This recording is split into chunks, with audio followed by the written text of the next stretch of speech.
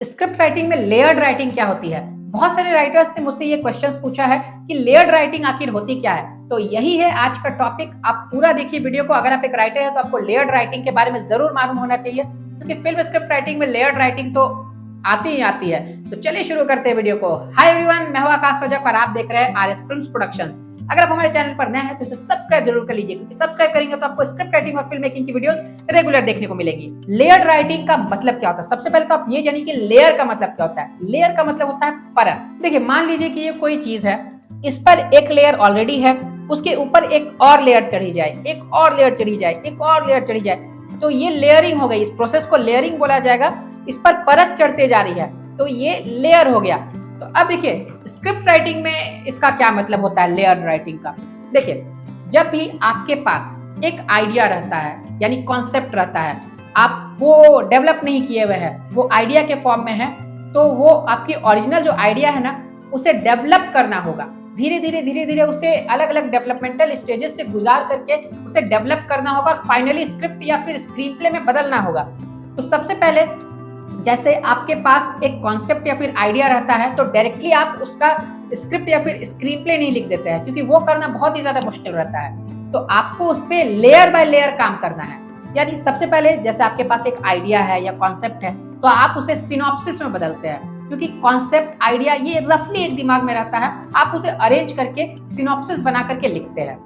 उसके बाद बात आ जाती है कि आप उसमें क्या क्या मुख्य घटनाएं दिखा रहे हैं, जो जो मेन इंसिडेंट्स है वो भी आप उसमें ऐड करते हैं। देखिए, लेयर बाय लेयर कैसे काम होते जा रहा है। एक लेयर, सबसे पहले कॉन्सेप्ट का काम हुआ, फिर सिनॉप्सिस का काम हुआ, फिर अब आ गया जो आपकी घटना है वो बन रही है, तो वो हो गई वन लाइनर स्टोरी, यानी उसमें आपकी जो मुख्य घटना है वो रेडी हो गई।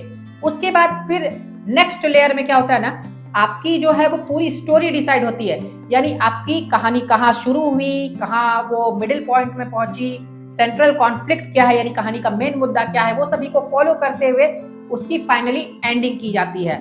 और उसमें क्या होता है ना कि जितनी भी घटनाएं रहती है, मेन घटनाओं को छोड़ करके, मतलब मेन घटनाओं को लेते हुए, छोड़ करके नहीं, मेन घटनाओं को लेते हुए आपको पूरी घटनाएं, जितने भी इंसिडेंट्स हैं, सभी उसमें लिखने पड़ते हैं, क्योंकि स्टोरी के जरिए ही फिर स्क्रीन प्ले या फिर स्क्रिप्ट को डेवलप किया जाता है। देखिए, वन लाइनर स्टोरी में मुख्य घटनाएं रहती है, स्टोरी में जितने भी घटनाएं रहती है ना, वो उसमें लिखी हुई रहती है। तो देखिए, वन लाइनर स्टोरी से फिर एक लेयर बढ़ गया स्टोरी में। फिर अब स्टोरी जैसे कंप्लीट होती है ना, स्टोरी को देख करके, स्टोरी के हिसाब से फिर स्क्रीन प्ले को लिखा जाता है। स्क्रीन प्ले में डायलॉग्स हो भी सकते हैं, नहीं भी हो सकते हैं। स्क्रीन प्ले रेडी किया जाता है, ये भी एक लेयर हो गया।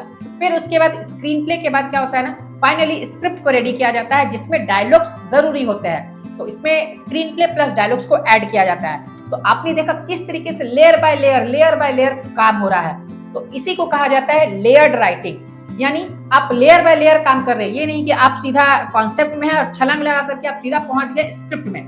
ऐसा करना बहुत ही मुश्किल है।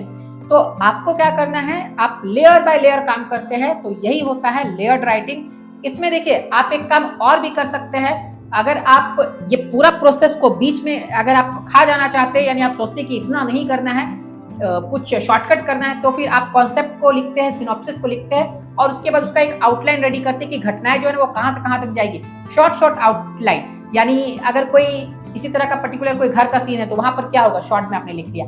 फिर कोई एक्सटीरियर बाहर का सीन है, जंगल का सीन है, वहां पर क्या होगा वो आपने लिख लिया। तो इस तरीके से आप एक आउटलाइन रेडी कर लेते हैं और फिर उसका स्क्रिप्ट बना लेते हैं। ये एक तरीका हुआ। लेकिन हाँ, जनरली ये तरीका फॉलो नहीं होता है, जो मैंने आप लोगों को पहले बताया कि इतनी सारी चीजें होती है, इतने डेवलपमेंटल स्टेजेस होते हैं एक स्क्रिप्ट के, तो वो सभी फॉलो करके चलना होता है, जिसे ही कहा जाता है लेयर्ड राइटिंग। तो आई होप कि आपको वीडियो जो है वो पसंद आया होगा। इसी तरह के डाउट्स को आप लिखते रहिए कमेंट बॉक्स में, मैं उस पर वीडियो बनाता रहूंगा।